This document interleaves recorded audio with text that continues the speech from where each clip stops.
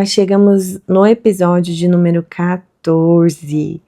Esse é o Entre Linhas e Emoções, um espaço de leitura, pausa e escuta, um convite para você atravessar palavras com calma e sentir o que elas despertam em você. Vamos começar. Forme uma família, curando seus relacionamentos. Naquele mesmo voo em que eu estava lutando contra aquela infecção desconfortável e pedi ajuda para a comissária de bordo, lembra que eu contei aqui?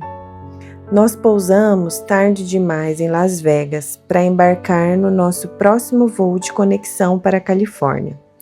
A linha aérea proveu um quarto de hotel gratuito por cortesia, mas no mesmo segundo em que eu vi o estado imundo do lobby, eu sabia que seria impossível ficar hospedada ali. Menos ainda devido ao meu passado, onde meus abusadores me levavam a hotéis decadentes. Busquei a internet para encontrar outro lugar para me hospedar, enquanto outros passageiros que também haviam sido remanejados daquele voo chegavam para fazer o check-in na recepção do hotel. Foi então que, numa questão de minutos, tudo mudou.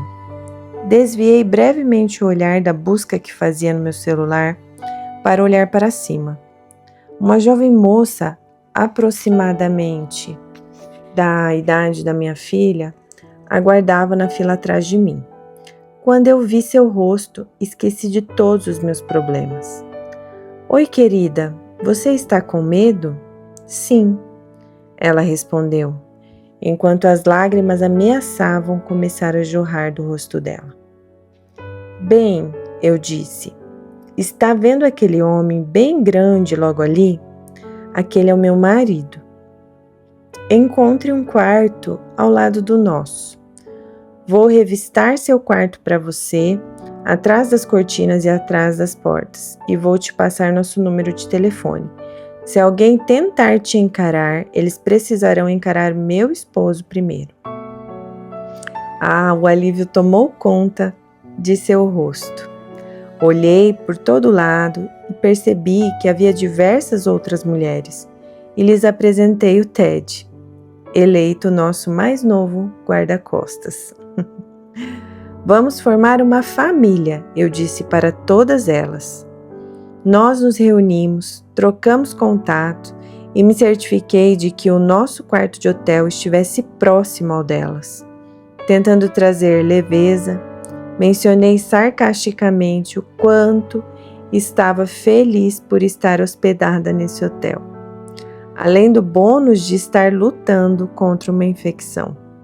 Todas nós rimos e então uma das mulheres perguntou se por acaso eu era paciente de uma certa clínica da nossa cidade. Quando eu disse que sim, ela mencionou que ela trabalhava lá também e que ela faria o pedido de uma receita médica em meu nome. Eu mal pude acreditar no desfecho inusitado dessa história. Depois de revistarmos todos os quartos das mulheres à procura de esquisitões e não encontramos nenhum, Ted e eu fomos dormir. Fiquei por cima dos lençóis com meu casaco a noite toda e consegui dormir um pouco. No dia seguinte, ao embarcarmos no avião de volta para casa, agradeci a mulher por sua gentileza comigo. Bem, ela respondeu, foi você quem fez de nós uma família. Não conto essa história para me vangloriar. Conto isso pelo seguinte motivo. Talvez você não tenha tido uma família saudável quando criança, mas você pode formar a sua própria, onde quer que esteja, até mesmo num hotel assustador. Encontrar um grupo de pessoas com as quais você se identifica e assim formar uma família é um dos passos mais importantes na sua jornada de cura. E você tem a permissão de Jesus para fazê-lo. Ele nos diz no Evangelho de Lucas que sua família consiste das pessoas que fazem a sua vontade. E você pode encontrar uma nova mãe e um novo pai e novos irmãos e irmãs em Cristo. Essa é a vontade de Deus. Nunca me esquecerei da primeira vez que testemunhei o que é uma verdadeira família eclesiástica. Depois de muitos anos vivendo nos Estados Unidos, retornamos para a África do Sul para fazer uma visita. Obviamente, todos os parentes que havíamos deixado para trás quiseram nos visitar. Particularmente, a minha tia maravilhosa pediu que ficássemos hospedados em sua casa em Joanesburgo. Acordar debaixo de um edredom confortável, ao cheiro de chá e torradas, me fez voltar às lembranças mágicas da minha infância. Tudo aquilo parecia um sonho. Olá, minha querida! Ela me cumprimentou conforme eu entrei na cozinha, envolvendo-me com um abraço acolhedor. Sentia-me tão segura, tão amada, meus olhos se encheram de lágrimas, só de pensar. Durante aquele tempo, frequentamos sua igreja, um ambiente totalmente simples, sem pompas. Depois de cantarmos alguns louvores, o pastor subiu ao púlpito e espalhou suas anotações sobre uma antiga estante de partituras. Ele anunciou a refeição comunitária semanal e relatou acerca de uma pessoa que estava em suas orações e que ainda não tinha mudado de trajetória. Todos sussurraram decepcionados. Alguns anotaram um lembrete para orarem. Então, ele entregou um sermão sem nunca erguer sua voz e mesmo assim, eu lembro de sua fala até hoje sobre o amor. Naquela noite, participamos do jantar comunitário em família. Todos trouxeram algo e me incentivaram. Você precisa experimentar a receita de pão da tia Aubrey. Sempre acaba rápido. As pessoas estavam reunidas em pequenos grupos, alguns sentados e outros em pé, para compartilhar as novidades, umas com as outras. Ninguém foi excluído. Os pedidos de oração não eram fofocas disfarçadas. Aquelas pessoas se amavam genuinamente. Aquela noite transformou minha vida. Eu percebi que eu precisava de uma família. Minha jornada teria sido completamente diferente se eu tivesse permanecido na igreja da minha tia. Sei com absoluta certeza de que eu teria começado meu processo de cura dentro daquele ambiente transparente e seguro que eles modelavam. Como poderia não ser curada? Eu não encontraria uma comunidade semelhante a esta por anos, até que eu começasse meus estudos no seminário. Naquela altura, muita coisa já tinha mudado dentro de mim. Eu estava ainda mais ferida, extremamente receosa. Minhas feridas eram muito profundas e eu não confiava mais em ninguém. Durante uma das minhas aulas, um homem muito amigável, chamado Tim, me convidou para visitar sua casa. Minha esposa e eu lideramos um grupo que se reúne em minha casa a cada 2 semanas. Venha nos visitar, tudo muito simples, não se preocupe em trazer nada, disse ele. Ok, disse eu, ao mesmo tempo que eu decidi que iria evitá-lo, como se fosse uma praga. Tim continuou a me convidar por diversas semanas, até que, através de pura vergonha, eu finalmente aceitei visitá-los, prometendo para mim mesma que essa primeira visita também seria minha última. Quando eu cheguei, sua amável esposa me cumprimentou. Eles têm uma filha adorável, que me pegou pela mão e me levou até seu quarto para me mostrar seus ursinhos de pelúcia e suas bonecas. O jantar foi um tipo de refeição compartilhada. Não é sempre assim? Seguido de muito café e sobremesa. Ao final, como se fosse um túnel do tempo que me transportou de volta à África do Sul, as pessoas abertamente compartilharam seus pedidos de oração. Elas intercederam umas pelas outras, com tanto amor e cuidado. Aquilo derrubou meus muros de proteção. Para minha própria vergonha, comecei a chorar. Precisava sair daquela sala. As mulheres me acompanharam e me envolveram num grande abraço. Elas não tentaram consertar nada em mim. Elas apenas se assentaram comigo e eu pus tudo para fora. Anos de solidão esvaíram-se enquanto eu liberava toda a dor acumulada. Depois que parei de chorar, com uma pilha de lencinhos sobre o meu colo, eu sorri para elas e disse obrigada. Mas é claro, responderam com gentileza. E foi assim, pelo menos 3 anos seguintes. Elas se tornaram um grupo com o qual eu me identificava e confiava, a minha família.